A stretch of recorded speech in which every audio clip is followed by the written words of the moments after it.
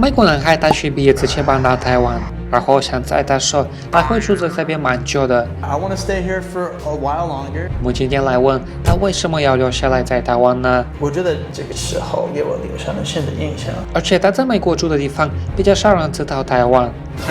Thailand? Why are you going to Thailand? 那 Max 怎么有机会认识到台湾呢？刻板印象。我觉得 Max 来台湾的故事非常有趣，而且他也很努力在学中文。会说一点点吧，可以沟通啊。他今天会跟我们分享他为什么开始学中文了。你怎么决定要学中文？ There's actually a story behind this.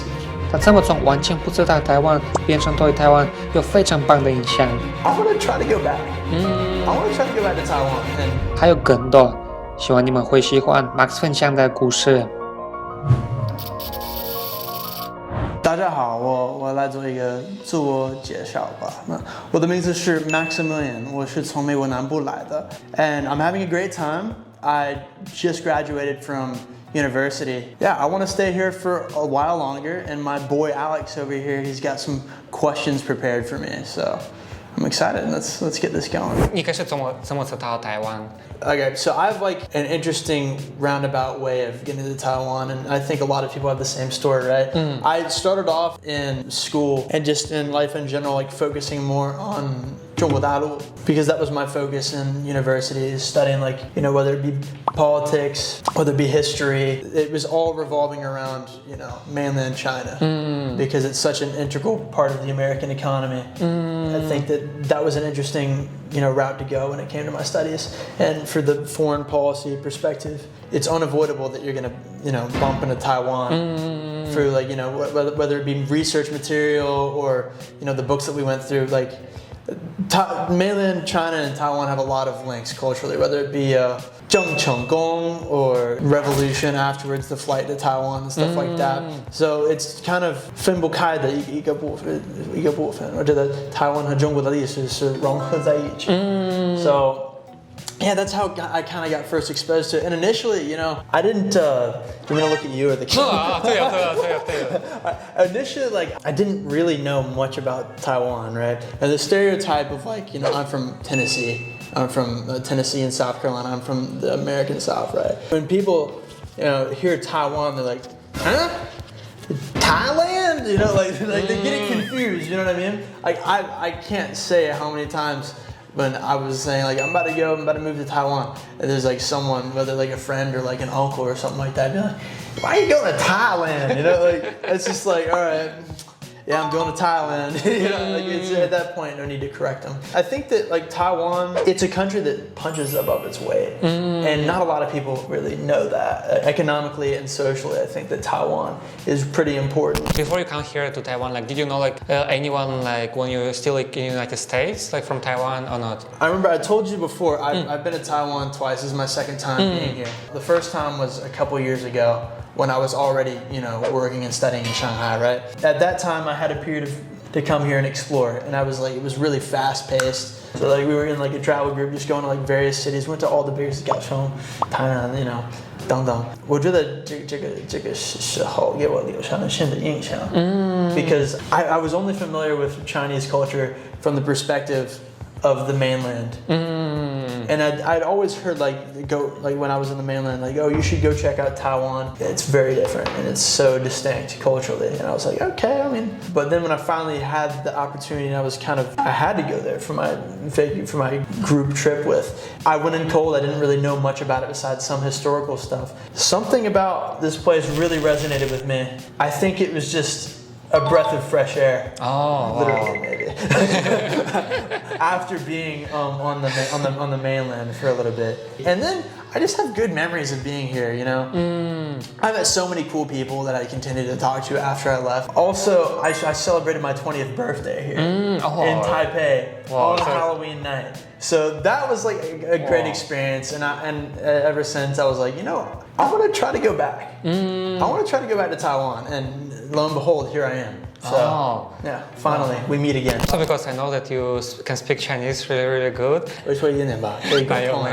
我觉得真的非常好。那你怎么决定要学中文？ There's actually a story behind this that's pretty long-winded. I remember before high school, I really had no deep understanding of like, besides, some of the 刻板印象, like the stereotypical stuff.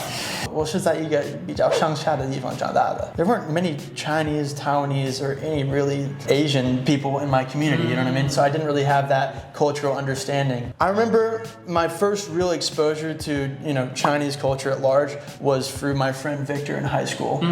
And he's still a very close friend of mine. And I had the opportunity to go to a really good high school that had international students. And this guy, he's such an outgoing guy. And we'd start getting closer and closer. And eventually, out of nowhere, he just came up to me one day and he was like, bro, I need a place to stay for fall break. Can I stay at your place? I'm like, all right. So yeah, I was like, come on, dude, let's stay at my place. And ever since then, he stayed at my house for every break. The thing that really, I think, spurred me learning more about Chinese culture was we were playing basketball, went in, we were, sweaty.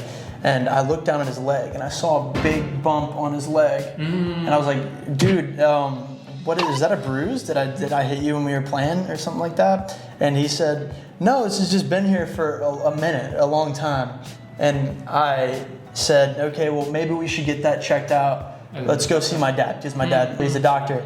And he looked at his leg and he said, there's some rare form of muscle cancer that was in his leg. I think if it had been there longer, maybe it could have metastasized or something. They cut it out, and thankfully just in time. And because of all the time he stayed at my house, because my family helped him in that way, I think that his parents felt like a bit of gratitude towards that. And so they said, you come to China after you graduate, the summer after you graduate, and it's fully on us, come to China.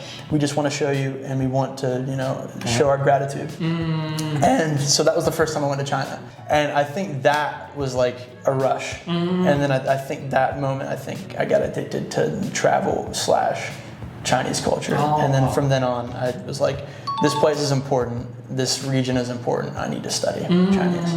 What do you think about the English here in Taiwan? 我觉得你们说得很好，非常非常好。只要看你在哪儿，我觉得 I think a lot of people here can speak good English for sure. And of course, you have people who aren't either as confident or maybe haven't had the education or the time to really have a solid foundation. Maybe some older people.